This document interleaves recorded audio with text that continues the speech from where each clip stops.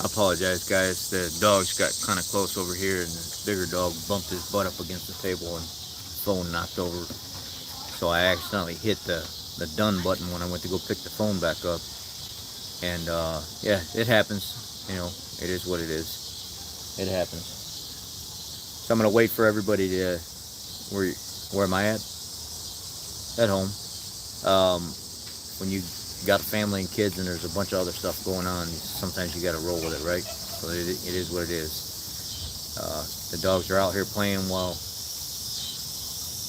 because you can't see nothing. This is a new feed.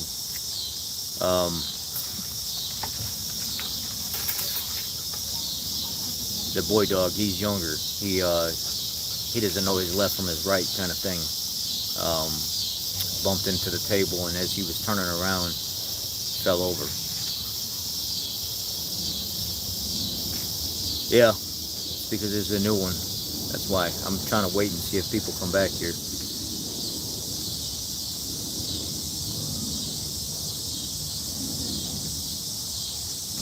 Yep.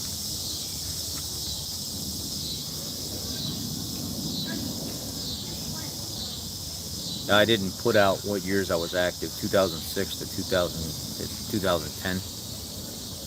Tried to stay in, and I couldn't stay in because of, I guess you could say, being a liability. Knees being messed up, the terrain in Iraq being terrible, my body being banged up in the just shy of 5 years that I was in, right at 5 years, and just all tore up. Already had one surgery. They went in and did a second surgery, and they didn't want to keep putting time into me because they didn't know exactly if I was going to be able to make it through and sustain with the amount of procedures that they had to do to clean up my knees and get me back on the road. I wanted to say I tried fighting it, but it didn't matter. It was too much. When it comes down to numbers, it was too much of a liability. So they med boarded me, medically retired me, whatever you call it. I get taken care of for the rest of my life because of the consistent issues that I have.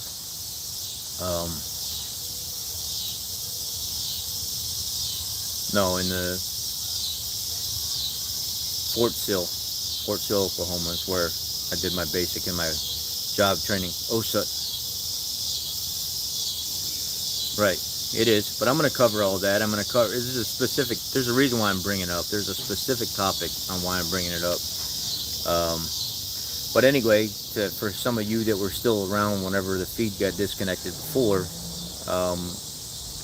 basically right seat ride, left seat ride is whenever you make it to you get to your deployment duty station, you're in country.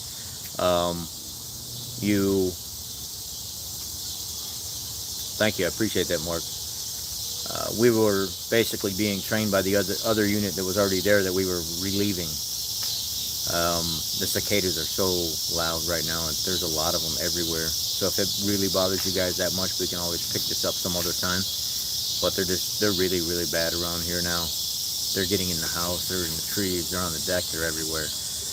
But so they drove for a little bit of time. They showed us the area and stuff, the type of people they dealt with, and gave us a lot of the information and stuff on the people we were dealing with. Basically,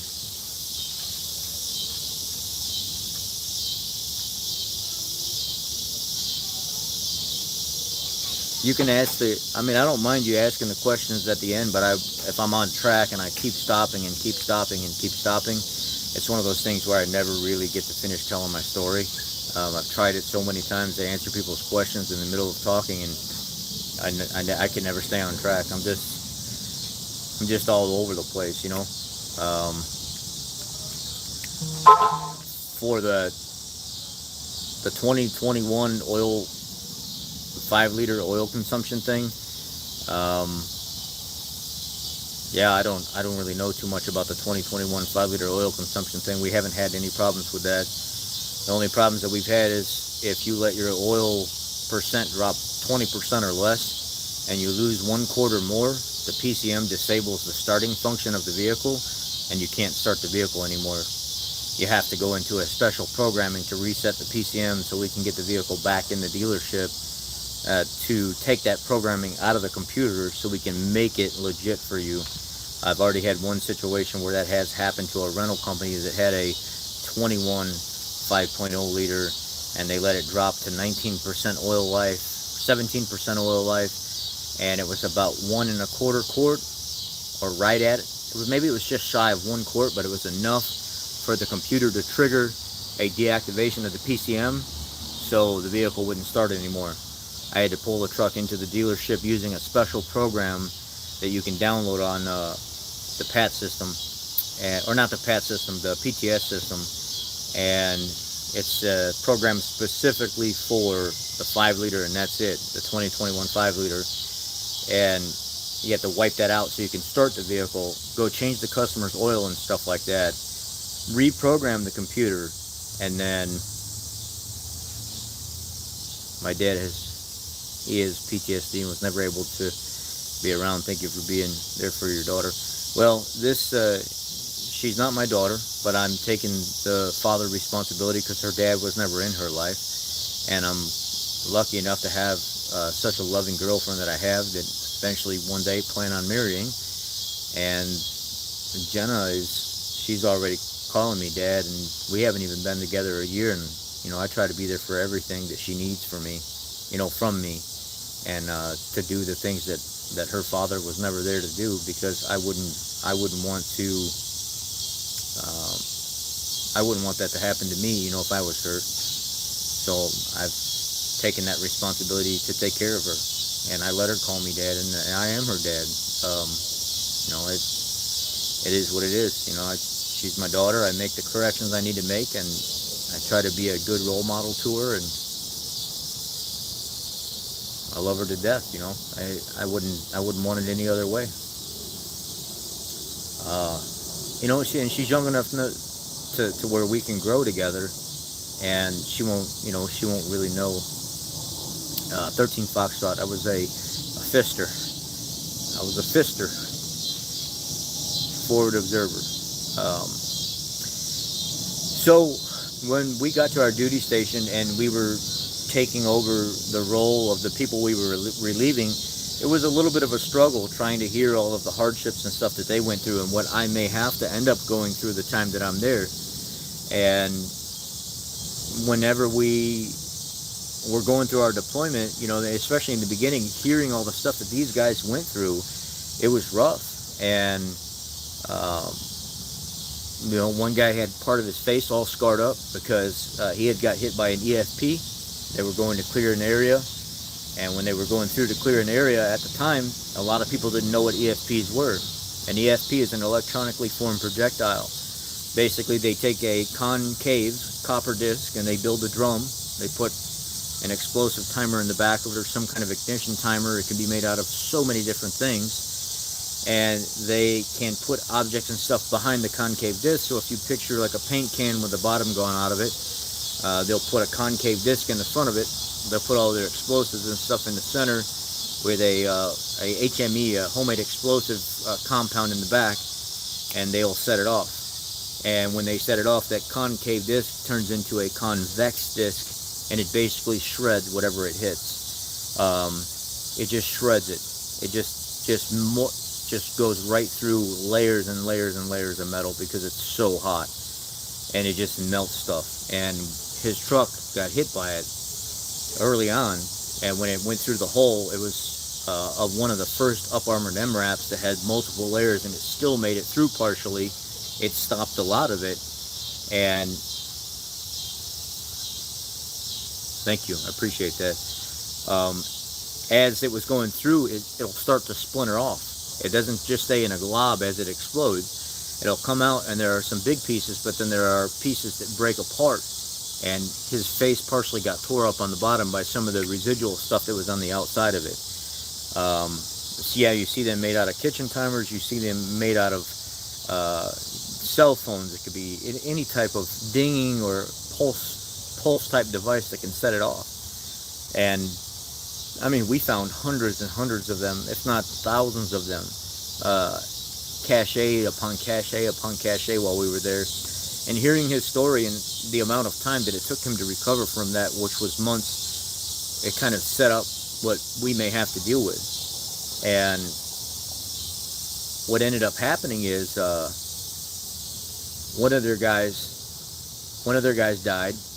Another guy got his leg injured real bad to where they could barely put it back together, but it was enough to sustain him because they were close to leaving anyway.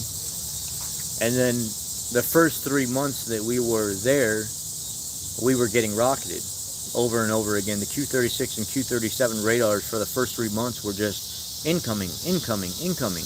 You would be in the middle of leaving your building to go grab dinner or something after a 10, 12, 14-hour patrol, and you're walking across, you got your weapon on you, your gear and stuff like that, and all of a sudden in the middle of a walk, in the middle of a parking lot, you have nowhere to go. What do? When you hear incoming, there's nowhere to hide, there's nowhere to run, there's no shelter. They say the best thing for you to do is stop exactly where you're at, cover up, and hope it doesn't hit you. There are so many times when these things happened and there's nowhere to go. There's nowhere to hide. You have to accept the fact that it might be your time or it may not be your time. I remember one day leaving the gym. Back then I have pictures I could show you guys if you wanted to. I was huge, man. I was like 225 pounds solid. I was a horse. I carried most of all the radio stuff while it was my job, but I was the biggest guy in my unit. I was one of the biggest guys in the battalion because that's all I did all the time was run, work out, eat a lot, tons of different proteins and pills and all this stuff I got hooked on when I was in the military. I've just taken all these supplements and I would just work out all the time, and I got massive, huge freaking arms, huge forearms and stuff, and I was a meathead. I was a total meathead. And me and the other guys that were meatheads, we'd get along great. Spend hours in the gym whenever we could. That was all we had to do. And I think part of me growing as big as I did and getting as strong as I did was part of the reason why my knees and stuff started to act up so much when I was over in Iraq.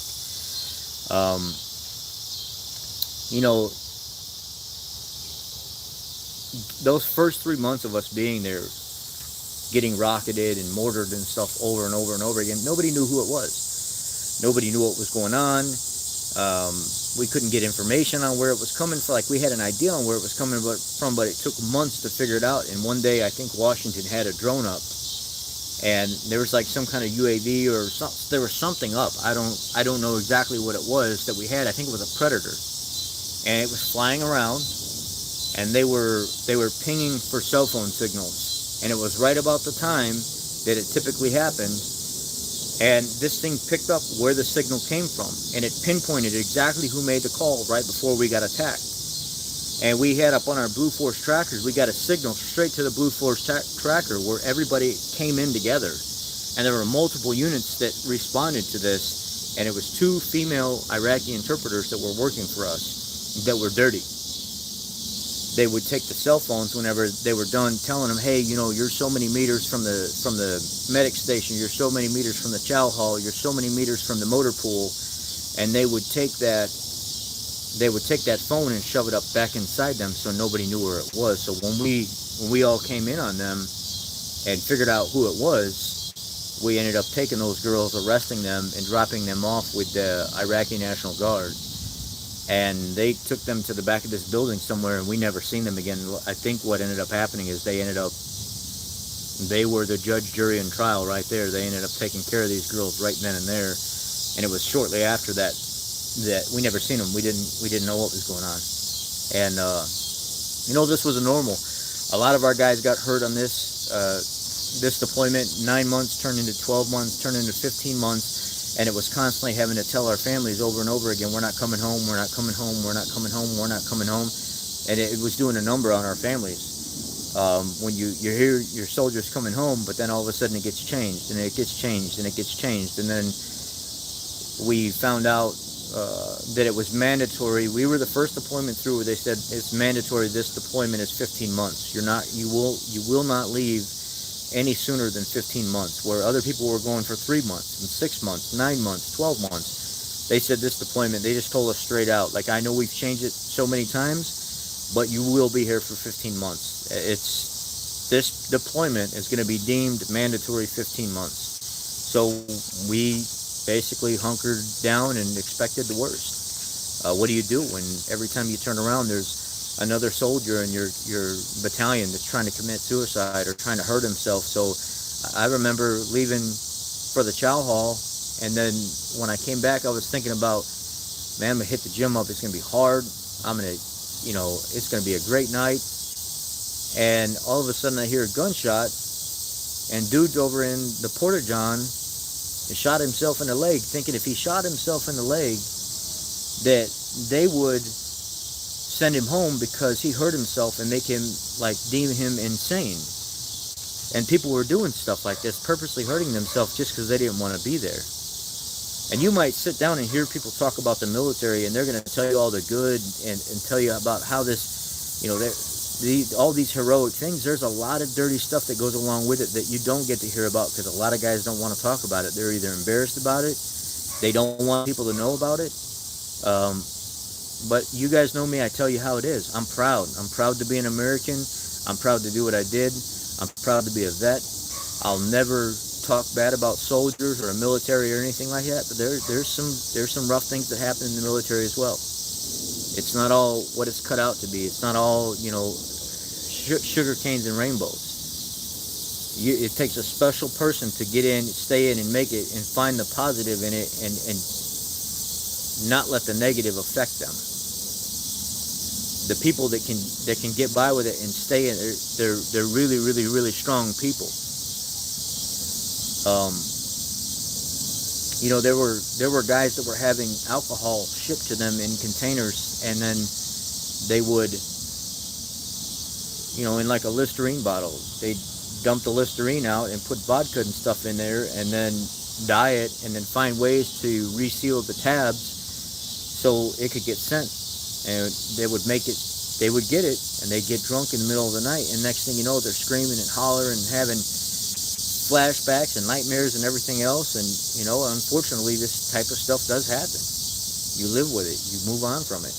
And there was fraternization going on. There were master sergeants that were abusing lower enlisted. There was officers that were doing it. There was people from other units that weren't supposed to be in other barracks and stuff like that. There were female soldiers that were over in male areas and stuff in the middle of deployment. Your mind is supposed to be focused on the mission and getting people home, but yet there's all this other stuff going on that people doesn't ever talk about because I think they're either embarrassed or they don't want people to think bad about the military, or maybe they just want to block it out of their mind. I mean, we literally had an officer that wasn't part of our unit that was from another unit that was an interpreter officer that dealt with mainly the interpreters, where he would literally sleep with Iraqi women and stuff like that for information. Just for anything, or there was a lot of stuff going on. There's a lot of stuff that people don't know about that probably people should know about. But I love it, man. I love the training. I love the camaraderie. I love getting in the shit with people, knowing who had my back. I love the fact that I could count on people actually doing their job. Whenever shit hit the fan, people were going to do their job. They weren't going to puss out. They weren't going to half-ass it. They were going to just do it and get it done, and you were going to come back. That's what I loved about it. And the camaraderie, how close you got with people. I remember we used to have a dude. There was a dude, his name was Drew, and he was the geekiest dude in the battalion. And one day we all went in. This is a little graphic. So if you got kids around, send them to another room right now. Just, you'll thank me. So we're all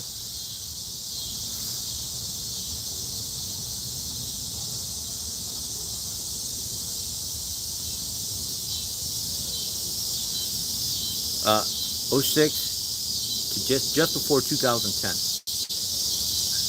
I covered that in the beginning, so you did miss it. So we're all around each other all the time, and we get back off patrol and stuff like that. We're all dirty. We smell like crap. We haven't showered in a couple days. We were out for a couple days, We bedded down an Iraqi building that it was basically one of our safe houses. We were on a mission, and we actually ended up confiscating over like 200 and something bomb. It was like bomb making pieces of material. There was like Katyusha rockets. There was Dragonoffs. There was a bunch of AKs. There were all different types of mortars and stuff like that. It was a safe house, and we had to have the EOD come out and dispose of everything slowly. When we came back in, we were nasty. Smelled like somebody pissed all over us. And we go in the shower, and Drew's standing in the shower, and people are like walking past the shower, and they're looking at Drew, and they're like, "Oh shit!" and they're pointing like, "Oh, you know, go over there and look. Go over there and look." I'm like, "What are you guys talking about? What are you talking about?" I said, "Go look at Drew, man. Go look at Drew." I said, "Why? He's in the shower." "Yeah, go look at Drew. Go look at Drew." And I'm like, "Why would I want to go look at Drew in the shower?" Like, motherfucker, just go look at Drew right now. So I go over there and I look, and Drew's standing there, and he's just butt naked. Mind you, Drew's chubby. He's got the whole flapjack thing and stuff going on like I do now, and he's standing there, and that hedgehog is just hanging out. And I'm like, what in the hell is that? And he's like, yeah. Everybody thought I was the geek of the group, but I'm the biggest hung in the group, right? And I'm like, what the hell? How did this guy end up with that? And he never gets women, you know? So we got close with each other. We really got close with each other to the point where we're like, we don't care. Just change in front of each other. You sleep in the same bed with each other. It didn't matter. You could eat out of each other's plate. It didn't matter. And I'm standing there and I'm like, when are you ever going to use that? When are you ever going to use that thing on anybody? I don't think there's any woman in the world that would ever want to touch that thing.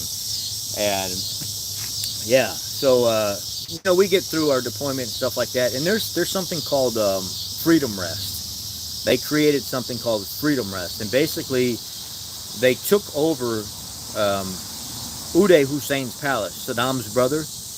And when they confiscated Uday Hussein's palace, they moved in some government workers to run the facility. And they figured that basically the soldiers were having such a hard time mentally. Why not give them a couple days in the middle of their deployment to go somewhere and take a break? And it was in the middle of Baghdad in the green zone where there was no fighting going on.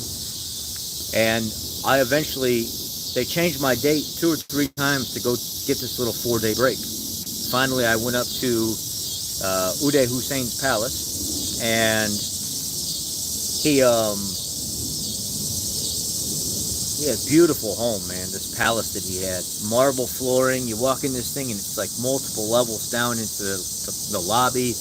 Big marble pillars going up, and there's all these cabanas out back with this giant pool, and then there was like a hotel next to it where his private security used to live and stuff, right next to his palace. And they took us out there I spent 4 days out there before I was actually brought back to my platoon as kind of a break. The toilets were made of, I don't know what it was, man. There was like an Xbox 360 or like Xbox 360 room. It was either an Xbox 360 room, some kind of Xbox room with a big, huge projector, almost like a theater, but a mini theater. There was a PlayStation room, there was a gaming room, there was an arcade room, and there's TVs all around the lobby where people can sit down and just lounge and watch TV. And, there's special catering with food and stuff like that. And then all these cabanas out back where you could go, and it was like mini apartments. So it was a nice little break. It was a nice little break. And then I went back to Falcon. And then we found out that 1/3 ID, who's your tailor? This is Roscoe. This is that military clothing company, Roscoe. I love these shirts. They're comfortable. They breathe good. Then I moved back up north of Baghdad now because they needed a forward observer. I think something happened to their forward observer. I don't know if he got hurt or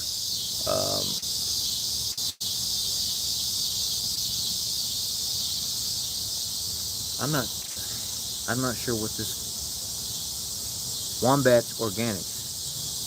What are you talking about? You've been saying some things that I can't keep up with because I'm not sure if you're for me or against me. You're like saying some off the wall things, and I'm not sure what it is. It's not crickets. It's the cicadas or whatever they're called.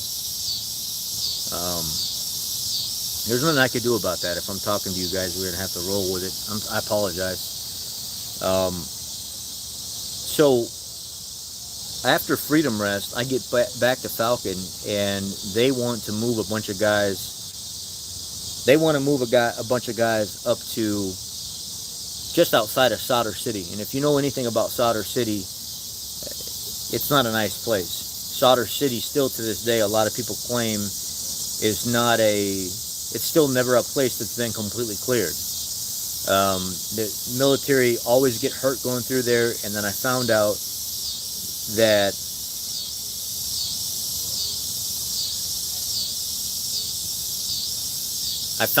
we were literally in a makeshift base that was right outside of Sadr City, and they're like, do you know how many people have like died going through there? Do you know how many people have died attempting to clear that place? Mech units, the Marines, the Army, joint force with Canadians and special forces and stuff. They go through there and they get a lot done, but then it all just ends up right back to the same shithole that it was before. Like, it's really hard to clear Sadr City completely because of how bad it is. And we're like, I'm at this point I've seen it all, right? No, not so much.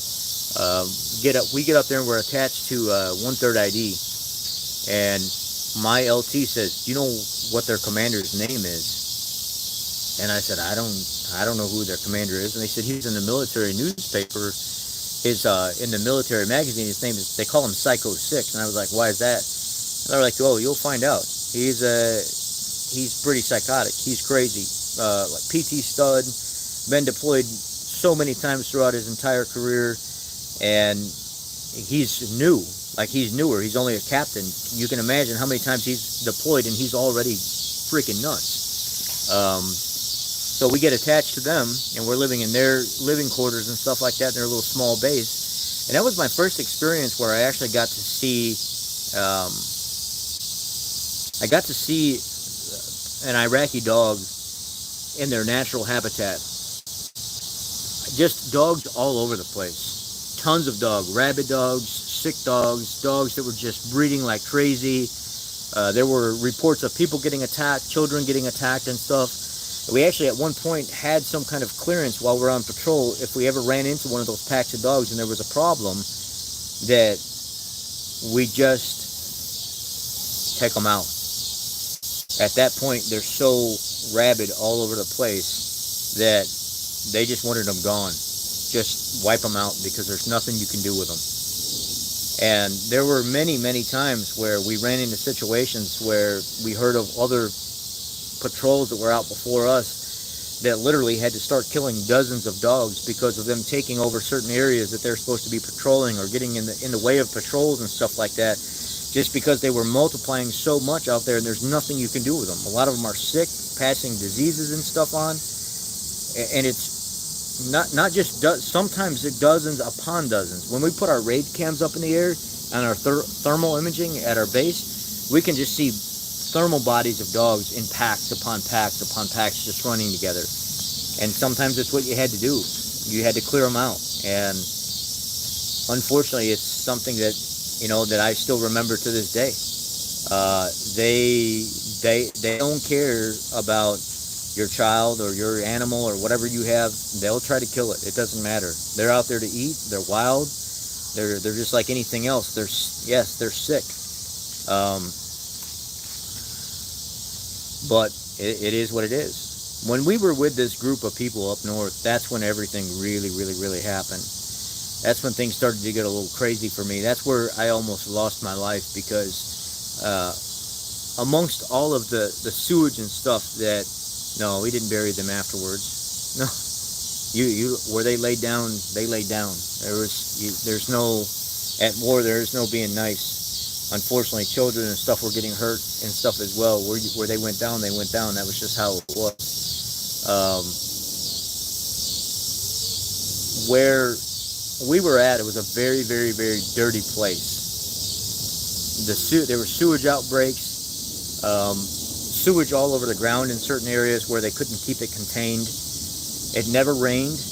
It just didn't rain at all. And then finally, when it did rain, I'm standing outside, and I just got done with the gym, right? And I'm standing out with the Iraqi interpreters, and the one young kid asked me to play ping pong, and I was getting pretty good at ping pong. So I'm out there hitting the ball back and forth with him, and we're practicing, and it starts raining. Everybody else goes inside the building. What does my dumb butt do that never been deployed before, and this is my first deployment? I'm like, standing in the rain, it's cool. It's already 120 degree, 130 degree day. They brought it down to about 90 degrees, and I'm like, oh, this feels amazing. This feels amazing. You know, I'm standing, but everybody went inside, and I'm still standing outside, not paying attention to anything else that's going on around me. So my LT opens the door, and he looks at me, and he says, what the hell are you doing? And I said, well, this feels great. And he was like, get inside. So I got in the building. I did what he said. I said, what's going on, sir? And he said, you don't want to be out in that rain. That's the first time it rained this year with all the sewage outbreaks and everything else. You really think it's a great idea to be standing outside in the rain? The first time in a year it rained and you're standing out there just enjoying it like you're happy as a tick on a dog's ass? And that was me, standing there just enjoying everything because it felt so great. Needless to say, 3 hours later, I was rolling out of my bed, vomiting all over the floor. I had blood in my vomit. I felt weak. I felt like I was going to pass out. They had rushed me to the aid station, and whenever they rushed me to the aid station, they basically were looking at everything that was going on, and they were like, he's got, seems like some kind of bacteria infection. There's something going on with his body that his body is just rejecting. All of the constant throwing up and the blood and stuff like that, they didn't know what was going on with me. And after a couple days of trying to get testing and stuff done, they were like, what you have is a mobiic dysentery. And it's not something that just goes away. When you were out there in the rain, that bacteria and stuff in the rain is attacking your body. You're going to probably deal with some kind of form or small trace of this. It could be some people deal with it for the rest of their life. Sometimes it sits in your body and it takes so long to come out that you don't ever completely recover from it. And over the next few years, even after I got out of the military, I noticed I started having more and more problems with my my intestines in general. My stomach would hurt a lot. I couldn't digest food the same as I did before. I was gaining weight out of nowhere, and I couldn't do anything about it. I didn't know what was going on. And for 2 weeks, I had to have somebody walk around and carry me everywhere, basically. One guy on each side carry me to the shower. I had to have somebody stand outside the shower all the time while they were holding me up, literally with a rope tied around my body, with some kind of support over the door while I'm sitting there showering, and then have to help me get out of the shower, put my clothes and stuff back on, and then get me back to bed. And I laid in bed for almost 2 weeks with nothing but medication and injections, like I don't know if it was penicillin and all this, trying to get this stuff to free up a little bit so I can start to come back to life. And then finally, after about 2 weeks, everything started coming back. I started feeling better. I started coming back together. But for some reason, my stomach was just so screwed up, and still to this day, I have stomach problems. Like, I can't eat a ton of roughage and stuff. If I eat like big salads and stuff like that, I'll start getting a little bit of like blood in my stool and things like that. My stomach will cramp up a little bit. A couple years ago, before I started the keto diet and I started losing all the weight originally, I ended up in the hospital. My stomach cramped up so bad it felt like something was literally digging its way out of my belly. And I fell on the floor and I'm crying. And I can't figure out what I'm going to do. I'm in so much pain, a fever starting, and tears are in my eyes. I can't get to my phone to call somebody to help me. And I'm just stuck in that one position because it hurt so bad. And finally I made it into the bathroom and I started vomiting. I started vomiting all this stuff up. It was like blood and bile and stuff. I finally get myself to my car because I didn't know where my phone was at. I'm disoriented, not even shouldn't even have been driving, somehow make it to the hospital. I kept myself together enough to drive slow and think to myself, no matter how much pain I'm in, pay attention to other cars. Just set the cruise. I don't even care if I'm going 20 under the speed limit. Just grab the wheel, pay attention to all the other cars. I need to get to the hospital now. I cannot wait for an ambulance. And somehow I made it. I didn't hurt anybody. I was very conscious of what was going on around me, but I was in a lot of pain. And they did all this testing and stuff on me, and the doctor was like, it was a dysentery type thing. Someone called us a humor guy. Okay. It was a dysentery type reaction and stuff, and the doctor was like, even all these years later, we're still suspecting some type of dysentery. You're going to have to stop eating a lot of roughage, because a lot of leafy type roughage can really mess up your stomach if you're having issues. A lot of seeds and stuff like that are going to be an issue for you. You're going to have to be on more of a meat type. Try not to do a lot of carbs and sugar and stuff like that, and try to keep it like a low carb type diet, and you'll be all right. So I started talking to him about the keto diet, and he said that the keto diet's probably the best bet for a guy in your situation, because it's very specific to staying away from a lot of the sugars, a lot of the pastas, a lot of the seeds, and it's just mainly low carb, low sugar type stuff. And I think that's going to benefit you the best right now until you can get the hang of what's going on and figure out what works and what doesn't work. So still to this day, if I eat stuff with like a lot of seeds, a lot of shell on it and stuff like that, popcorn and stuff will start to mess up my belly if I eat too much of it. I still, have a little treat, but I know when to quit. I've learned now that I can't just do the things that I did before anymore. This has really screwed me up for the entirety of my life. My nearest, same with me, the nearest VA hospital is typically somewhere around 45 minutes to an hour and a half away, all from just the one time being out in the rain. And it's something that's followed me, and for about a year after being out of the military, I didn't admit that I had anything wrong with me. I didn't admit that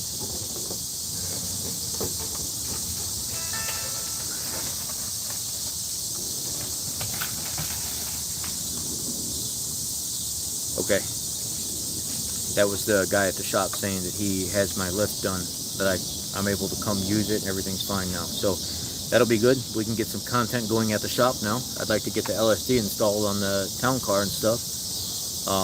But it's followed me. It's one of those things where you make choices in your life, and then you either let it destroy you, or you let it make you. And I've never let it get to the best of me. I've gained weight, and I need to start getting control of that again. Since COVID, everything started to fall apart, and I've gained like 12 pounds back. I was doing much better than I am now. My face has gotten puffier and stuff over the last year. At least it's only 12, 14 pounds, somewhere in there, that it wouldn't be a problem to lose, but I need to get back together with all that. And the military takes care of me for the rest of my life. At first, the PTSD didn't really show itself until I started having a lot of nightmares. I was waking up crying in my sleep, and I was always worried about being in public and being around other people and stuff like that. I didn't want to associate with people. I didn't want to be around family. And then almost a year and a half, 2 years into it, after multiple testing and sitting down with counselors and stuff like that, they were like, yeah, you have a problem, dude. And it's not just a regular problem. You have trust issues. You have, in your dreams and stuff, what do you hear? And I was like, a lot of times in my dreams, I'm replaying what's going on in Iraq, but instead of there being soldiers there, it's my family in place of the soldiers, because they were my family. So it's almost like my family was there, and it causes a problem with me. And I keep hearing the Q-36, Q-37 radars going off in my sleep. I'll wake up in the middle of the night just out of nowhere, and it's the incoming, and then you hear it, and you can't get it out of your head, and you'll just be driving sometimes, and all of a sudden you'll just think incoming. It's like it's in your ear. and then you see all the faces and the things that have happened, you know, and we had our medic got killed when we were north of Baghdad. We were out. They were administering medication. They were administering medication to an Iraqi boy, and it was a special medication that had to be ordered for his skin condition.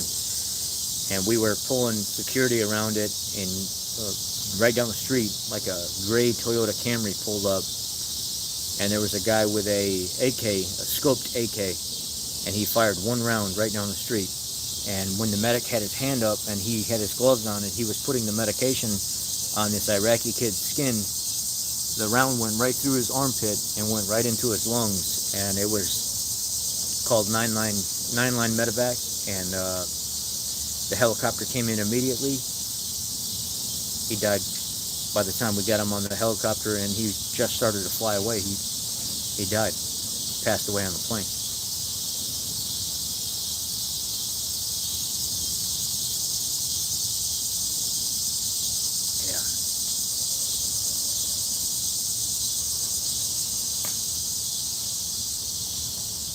And then my buddy that went to basic training with me and job training with me, I found out while I was in Iraq from another friend of ours. They were like, "Did you see the article that was wrote up on Gorham?" And I said, "What are you talking about?" And they were like, "You know he died, right?" And I was like, I don't, thanks, I appreciate it. Enjoy your time with your kids. They were like, "Yeah, he died." And I was like, what are you talking about here? I was supposed to go with him. And I had orders to go to Italy, and I was supposed to be with him. And it's almost like you blame yourself. Even though you couldn't have done anything, it's almost like you blame yourself because you weren't there. And yeah, they got deployed immediately. When he made it over to Italy, they said that it was just a couple months. He didn't have as much time, and they got deployed to Afghanistan, and he didn't make it a mile and a half outside of his base, and his truck got hit. And when his truck got hit by a roadside bomb, it put him in the hospital, and they kept him alive for about 6 or 7 weeks, and he started turning into a vegetable, and they had to let him go. We lost him, and you know, it was one of those things where there was no recovering from it. Most of the stuff that I seen when I was deployed, it was sectarian violence. It was Sunni versus Shia. You had the Sunnis that believed in one thing and the Shia that believed in something else, and then you had the Americans in the middle of it, where we didn't belong. And they would basically attack each other. And when they're trying to attack each other and we're in the middle of it, naturally we get hurt. And there were several instances where our convoys got hit multiple times. You know, convoys would come back with the trucks all screwed up on the run flats, windows just peppered and just busted out and stuff. Not busted out completely, but just all broken all over the place. I remember our supply guy that wanted to go on this patrol. He's also a previous gunner, really good infantryman, but he also started learning a lot about supply and a lot about the armory and stuff like that. And they were like, well, this dude got sick, our armor got sick, and they had to pull him out. The next one up that knew a lot of the armory stuff was one of the actual gunners. He was training to do some of that as well. We have to move him into that slot. But it was closer to the time where we were leaving, and they took him on a patrol because he was like, "Guys, I want to go on a full patrol one time before we go home, so please don't keep me in this armory all the time. Let me go back and do my job that I was bred to do, that I was trained to do. I don't want to just sit here and be an armor. I want to finish out strong with everybody else. I want to go on patrol." And sure enough, the first patrol they put him on his way back, he got hit.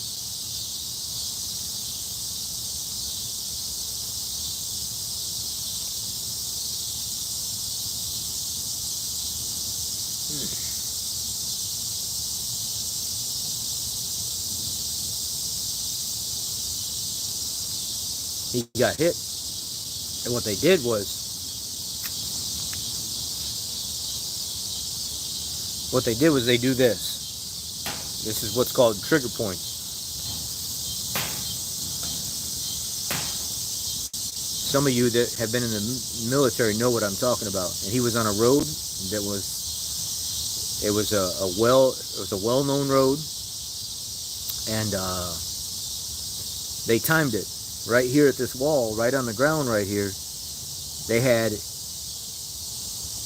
EFP set up, and they know the time. If you're not increasing speed throughout your entire drive cycle, they know how fast you're going. They can time it. They can go from, like, say there's a point before this vape over here, and they're timing you 1 1000, 2 1000, 3 1000, 1 1000, 2 1000, 3 1000, and the EFP would sit right here. So they knew the time, the trigger point before. They pick strategic points and they count to see how long it takes you to hit those points, and they set up that next point with the EFP or IED right underneath it, or it was kind of pointing up on an angle, and they knew. No, I mean, this is fine. This is not.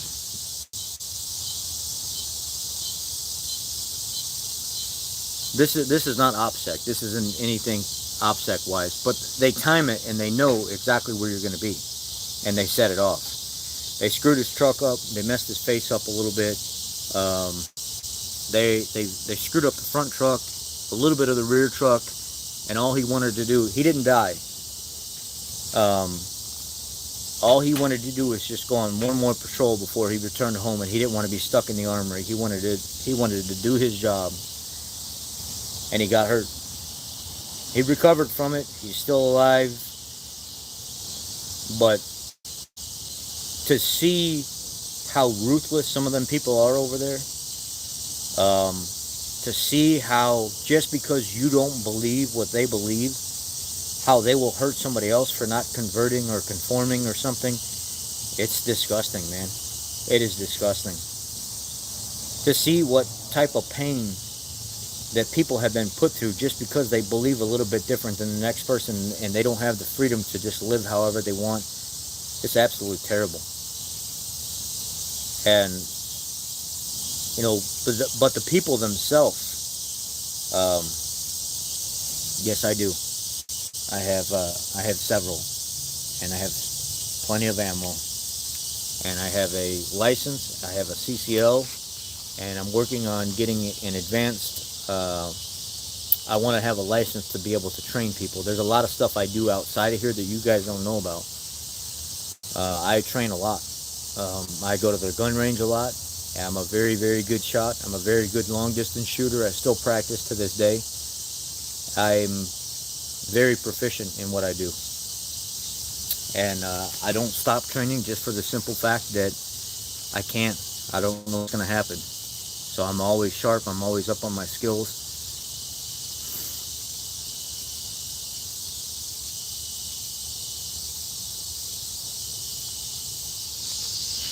I appreciate it, guys. Thank you for the super chat. Thank you, Goff. I don't.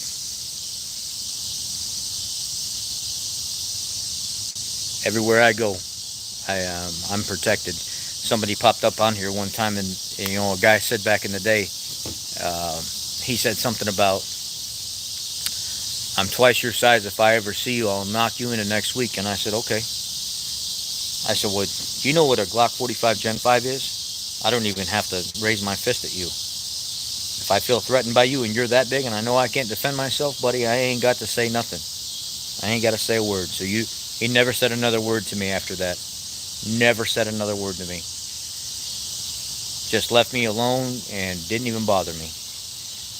So, you know, I'm not a violent person. I'll never go to my primary or secondary to defend myself first. If I know I can defend myself, and because of the training and stuff, I'm very, very good at being able to get out of hostile situations, identify specific issues, and Even in my life on the civilian side, I can de-escalate situations very, very quick at the dealership. My boss can tell you, my service manager watches this channel. The service writers watch this channel. I can go into a situation where a customer is being super irate and with just a matter of minutes have them from here down to here, and all of a sudden they're completely different. Their whole attitude changes just because I want I don't want confliction. I don't want issues with people fighting and hating each other and stuff like that. So my first goal is to de-escalate the issue. If I can de-escalate the issue and work the problem out, that's what I'm going to do first. Harmon, I'm not, I know people are worried or whatever, man, but I don't live my life worried about things. We're okay. We didn't say anything bad. We're fine. I know the limits of what I can tow and what I can't tow.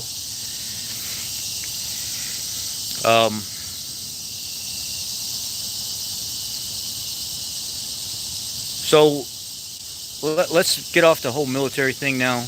And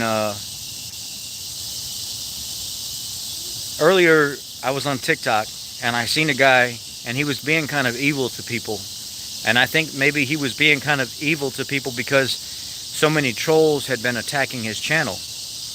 And one of the things that he said was, try to do something now, you mother effers, and all this other stuff, right? And he's standing at his SUV, his brand new Silverado. It's a diesel Silverado, and you're welcome, thank you.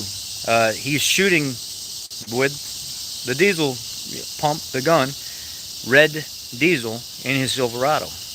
And he's daring people to challenge him, saying that what he's doing is completely legal.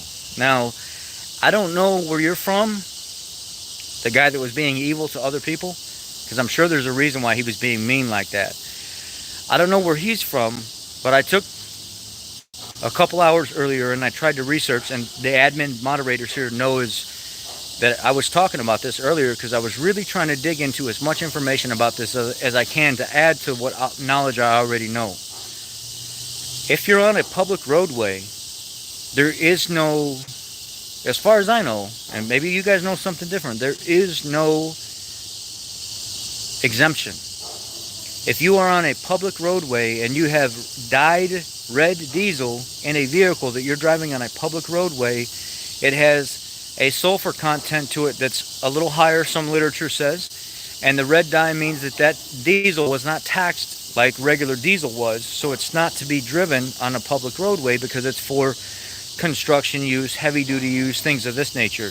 It's for off-road use. But this guy is showing himself, basically incriminating himself by putting diesel in his Silverado that he drives on a public roadway every day, back and forth to work and all this other stuff, and he's daring people to do something about it. Now, I don't know if this guy just wants to attack people or sound ignorant in the process of doing it, but from everything that I read, there is no exemption, no matter what you are, no matter what your title is, no matter what licensing you have. If you're on a public roadway, if you're on a highway, and you've got red diesel in a truck, you could be fined big money for having that in your truck. It's illegal, no matter how you cut it. But this guy, for some reason, was posting himself filling up red diesel in his truck that he drives and is seen daily driving, saying that he dares somebody to do something about it, and being completely evil to people about it. For some reason, I don't know why. But red diesel, dyed diesel, is not to be driven on a public roadway, no matter what your title is, what type of business you have. It's for off-road use. That's it. Clean, cut, and dry. So that was that.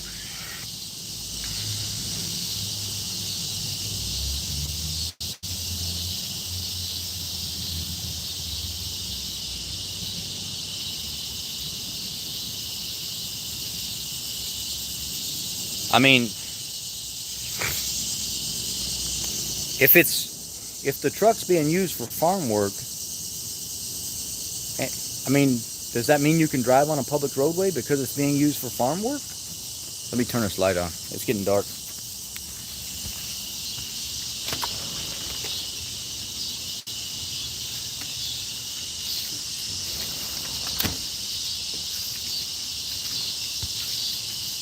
They said they were being more lenient over this whole gas shortage thing too, because they understood guys were having to put fuel in their trucks, and some of them had to use red diesel, but it didn't say it was still illegal, or it didn't say it was legal. They were just being more lenient because they understood. But I never seen a certain circumstance where they were actually making it. I mean, if you're on a public roadway and you haven't paid tax on that, no, see, that's not, you can't do that, because even that doesn't work. At least where I know it doesn't work. And here's the reason why. There was a mechanic that was working at a big diesel shop that I was working at, and one of the owners would run red diesel in his truck. And they also had some other trucks that they were working that they would run red diesel in on the road. Probably 75% of the trucks that they were running, and they had about 18 or 19, 20 dump trucks, and they had red diesel in those trucks. When the guy, they wouldn't pay him his last paycheck, he said, okay, I'm going to go ahead and collect my tools and I'll get out of here. Well, he left. A week later, they were getting audited and they showed up there at the shop.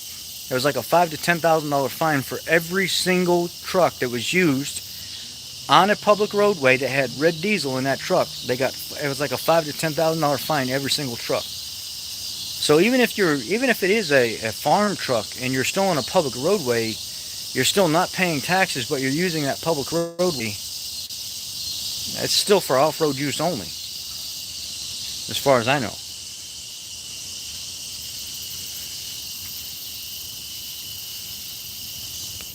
So today, when we were leaving the wedding, we went to a friend's wedding. He wanted us to be there.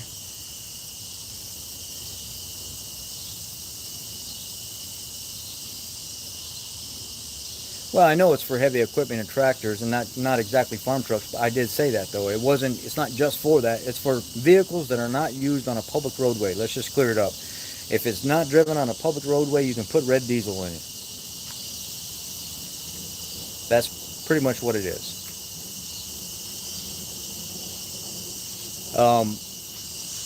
On the way back from the wedding today, we pull over to the gas station. And I pull up, and I got 93 octane tune in the Lincoln, so I'm going to go put 93 in it. And I'm looking over at the guy next to me, and he's got the hood popped. And he looks like he's in his mid-20s. Fair skin complexion, kind of pale looking, dressed with his little flip-flops on. Doesn't look like he's ever lifted like he's lifted a tool a day in his life, right? Nice guy, though. And I look over there and I say, hey, you need help? And he says, well, I'm really trying to figure out where the oil goes, because my oil light came on and I don't know where the oil goes. And I see this cap over here and it says 0W20, but he's got the dipstick in his hand. And I'm like, well, you do know where the oil goes. He's not giving himself enough credit there, and he's not sure if he's checking the oil right. So I go over there and I say, well, let's look at it. How long has this vehicle been sitting here for drain back time? And he said, huh? What are you talking about? I said, drain back time. How long has the vehicle been sitting here, so we make sure we got a nice level oil, good reading on the stick. So I pulled the dipstick out, and it's like 1.25 quarts low, or just right at a quart to maybe 1.25 quarts low, something like that. So he goes in the store, and he's already bought the 5W30. And he said, well, I was on the forums for the Subarus, and it said that the 0W20 vehicles, you could use 5W30, and it's perfectly fine. I said, well, how many miles do you have on it first? Because that will determine whether or not we're okay with putting 5W30 in. If you've got some miles on it, I can see that being okay. But if it's like a newer, lower mileage vehicle, I'd probably put the 0W20 back in it. Which I got 107,000 miles on it. So this thing's pretty clean for 107,000 miles. But yeah, at that point, you're probably fine with 5W30. I mean, what are you going to do? Just drive off of here without anything in it? You got to put something in it. So we pour the quart of oil in there, and it's perfectly level with that mark. Helping a guy out, right? Extended olive branch, trying to help somebody out. I said, hey, jump on the YouTube channel. Go ahead and subscribe. I often talk about the lost art of checking your oil and stuff like that while you're fueling up at the gas station. People just don't do that anymore. It's a lost art. And I think he kind of got a little chuckle out of that, because he was having a hard time even doing it. And he said, man, I'm an accountant. Let me pay you something. And I said, no. You don't have to pay me anything.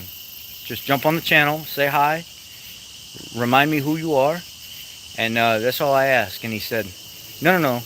I'm an accountant. Every time I'm working for somebody, I'm getting paid. Trust me, I got to pay you because I feel like that's the only right thing for me to do.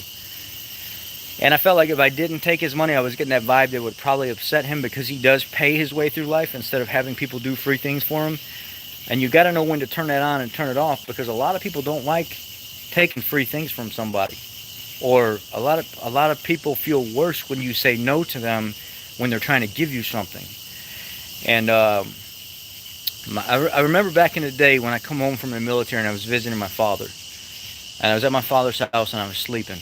I woke up in the morning and I opened my wallet up and there's a wad of cash sitting in my wallet. And I said, Dad, what's this? And he said, well, it's $200 for you to have a good time this weekend. I said, Dad, I make my own money now, man. I got money put away and stuff like that. I got my own vehicles. At the time, I had 2 vehicles and stuff. I said, I'm fine, man. I don't need your money. And he's come in here and sit down with me.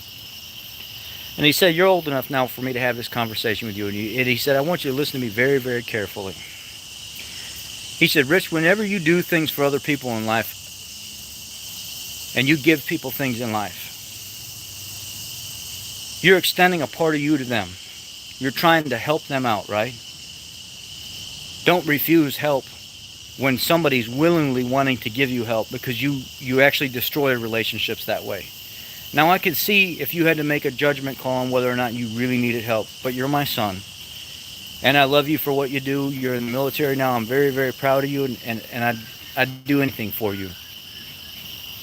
I gave you some money so you can have a good time this weekend. It would make me feel better that I'm still taking care of my son, my soldier, if you just take that money and you have a good time and you enjoy yourself.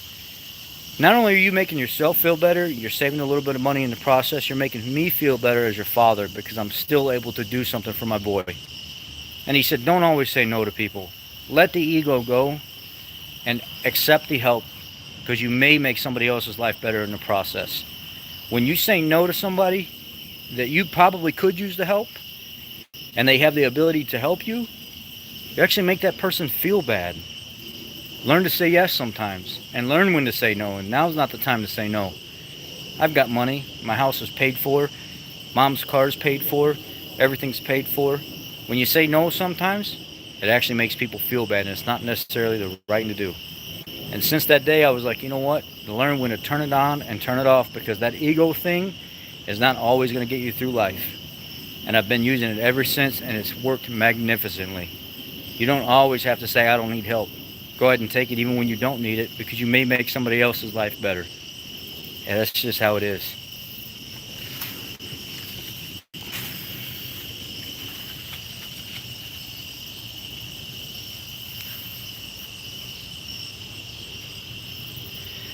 So, you know, and there was another thing too. I was listening to a professor talk recently, and he said, and I'm sure you guys have heard that viral TikTok before,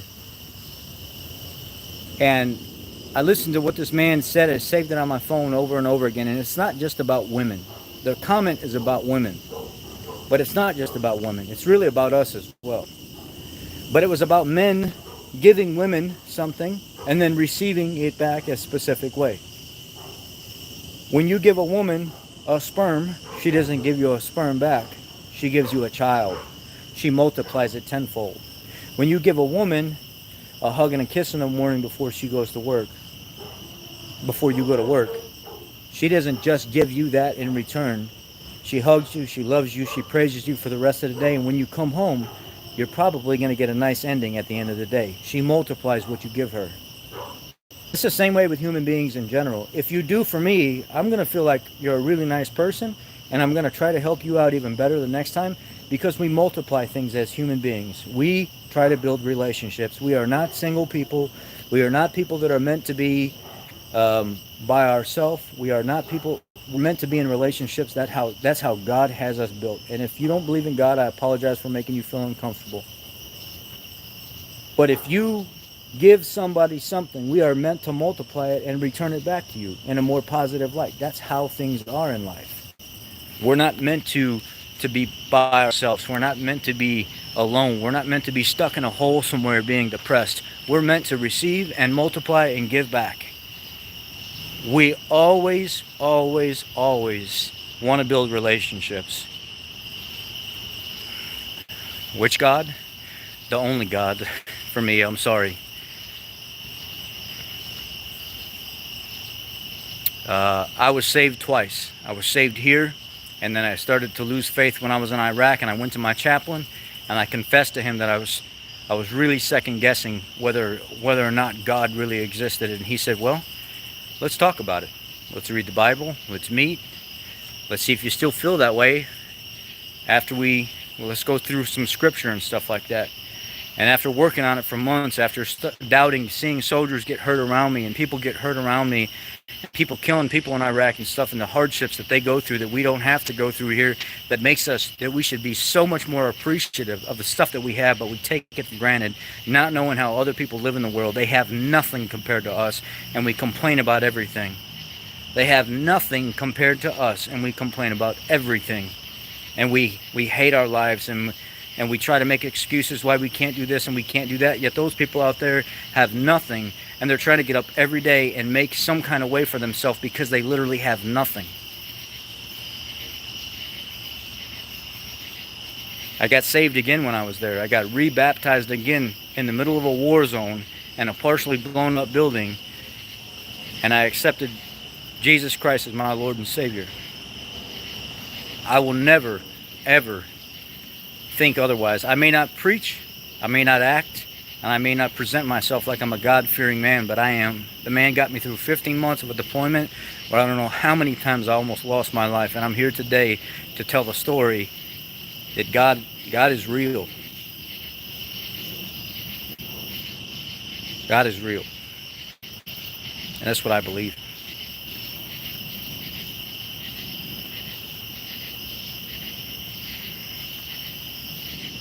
Anyway, just building relationships with other people and being a part of somebody else's life. When you give, that person almost feels compelled in some way, shape, or form to give back to you tenfold, especially women. Especially women. The guy's right. If you are a pain in the ass to a woman, guess what she's going to give you back worse? That stress, that drama, that aggravation you just gave her, it's going to be multiplied and given back to you way worse. And then we really screwed up because we couldn't control what was going on in our lives to begin with. Well, thank you. I appreciate that. You didn't. Thank you, Lama. I appreciate it. People don't realize how good they have it. We would have children come out to us and run and just cry because they wanted just a piece of chocolate.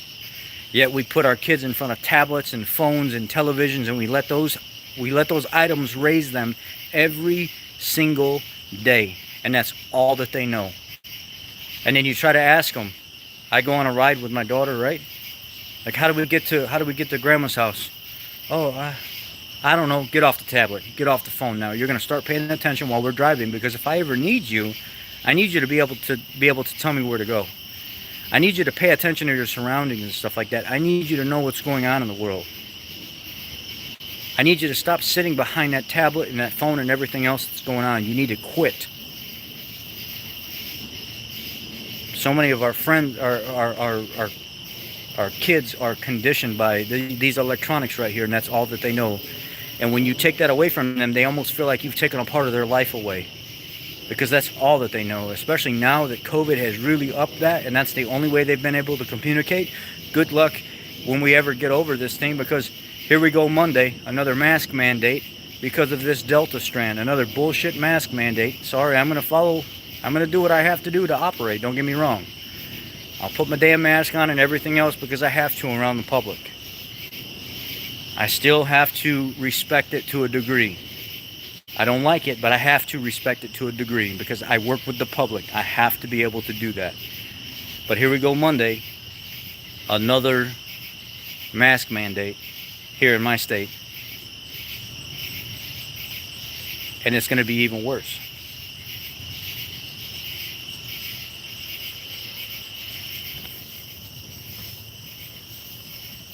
The way, exactly, just like Robert said, the way I see it, Let me read you exactly what he said. In the grand scheme of things, we're only here for a little while. That's why we need to be more supportive to each other. True words. Thanks for all you. That's what we have to do. We don't have that long. At any moment, you could go to sleep tomorrow and not be here to talk to me, or today and not be here to talk to me tomorrow. Any moment could be gone for any reason, and there's no explanation. There's no excuse for it. There's no autopsies that's going to see it. There's no medical finding that's going to see why you're not here tomorrow. And a lot of people need to realize that if we're not building relationships, if we're not trying to grow with each other, we ain't nothing. You're an individual in your own little world, being selfish when you could be sharing your love and care and companionship with somebody else, building a relationship. If you went to sleep tonight and didn't wake up tomorrow, do you feel like you fulfilled all your obligations with your family, things that you need to take care of in your life, and your success? If you went to sleep tonight and didn't wake up tomorrow, could you honestly say that you are honestly happy? If the answer to that is no, it's time that you make a change now. Right now.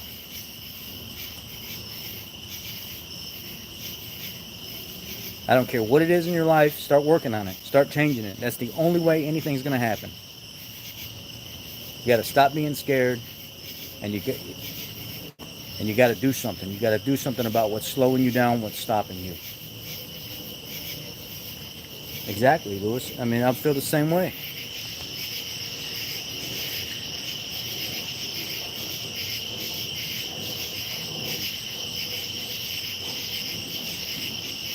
Yeah.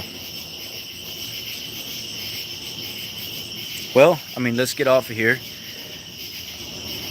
Our live tonight is over. Could I say a prayer for you guys? Would you guys be opposed to me saying a prayer for you before we get off of here?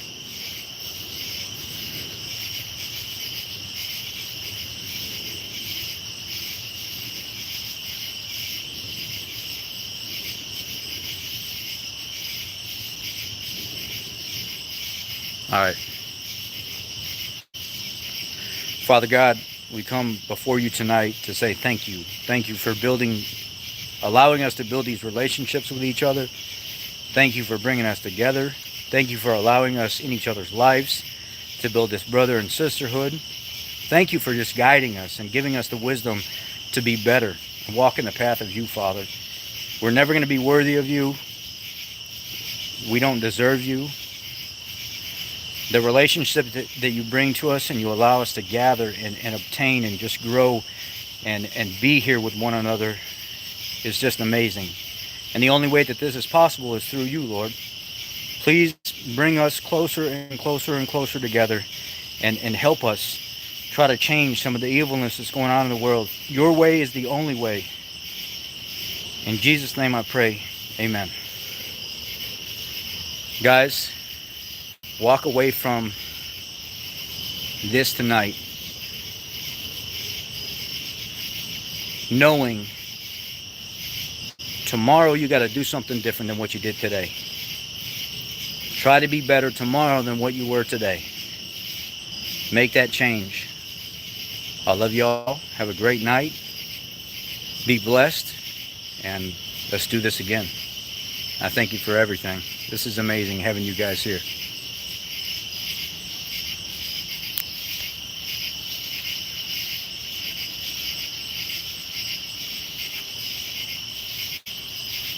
Y'all be blessed.